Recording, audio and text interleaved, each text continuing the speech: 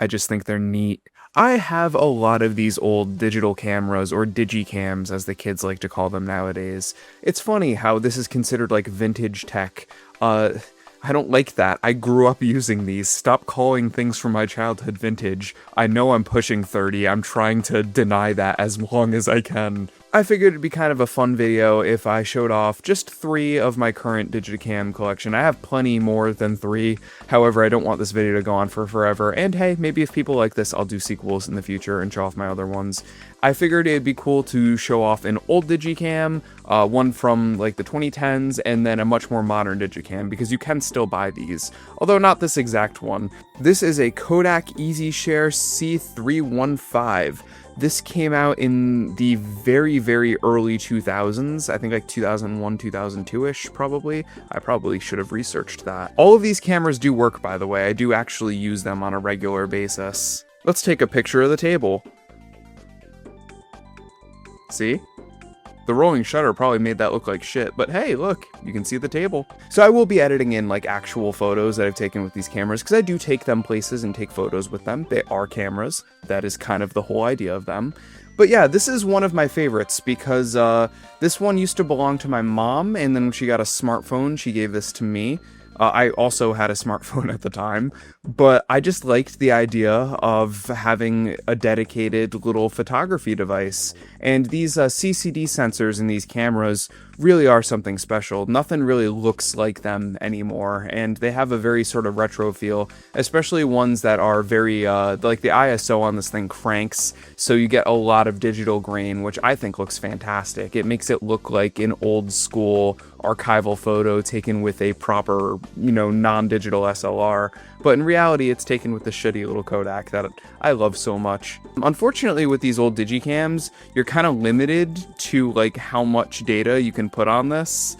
This is a 256 megabyte SD card. This thing will go up to a full gigabyte, but if you do anything more than that, the camera just rejects it, because like the idea of having 2 gigabytes back when this released in such a small form factor was like a pipe dream. No one could really figure that out yet. So yeah, this is the earliest digital camera I have. This is my C315 by Kodak. From the very early 2000s to the very last year that can be considered the very early 2000s, this is the Sony Cyber-shot T90, and it was released in 2009.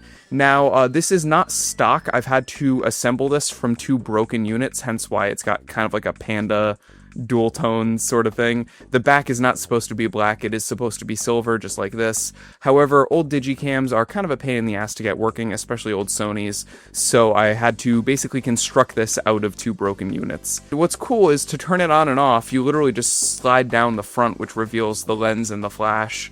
The problem with this camera is that the shutter speed is horrifically slow. I'm going to take a picture of this table.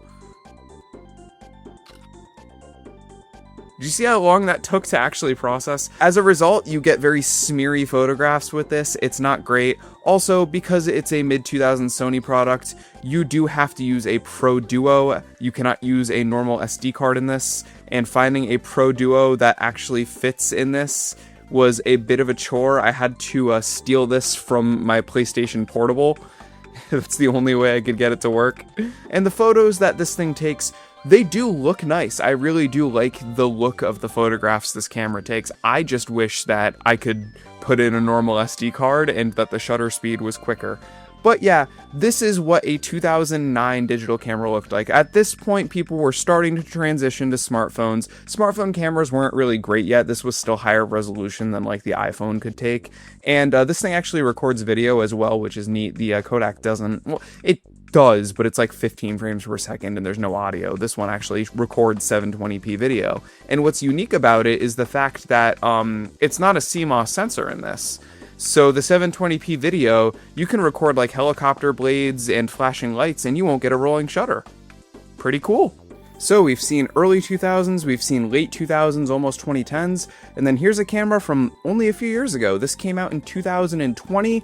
This is the Sony ZV1, and yes, this is a fixed focal length camera. This is not a digital SLR. This is, by all definitions, a digital camera, and it released 6 years ago. As a matter of fact, I think they still sell revised versions of the ZV1 to this day.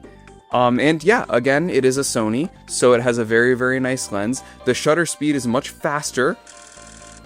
I don't know if you could hear that.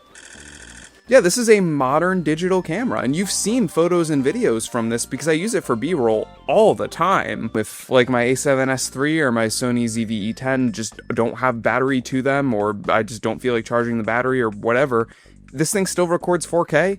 The lens on it is pretty good. It's actually a zoom lens, and it actually can zoom pretty damn far. It's got this faux depth of field thing where you can like zoom in and make the background blurry like people like in their photographs. It doesn't really work perfectly, but it does the job, and I think it looks very nice when the photos are taken with that feature turned on. And again, I'm going to edit in some photos that I took with this. This thing is a very, very nice camera, and you have seen B-roll taken with this camera. I use it quite often, and it's just very funny that you can still buy a digital camera in 2026 that pretty much looks and behaves exactly like one from 25 years ago.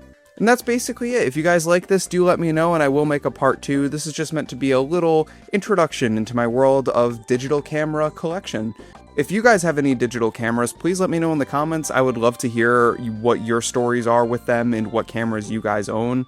I love this hobby. I've always enjoyed shooting with digital cameras. I just think it's so much more rewarding than shooting photos with a smartphone. But anyways, this has been DanRock, guys. Peace out, take care. I'll see you all later.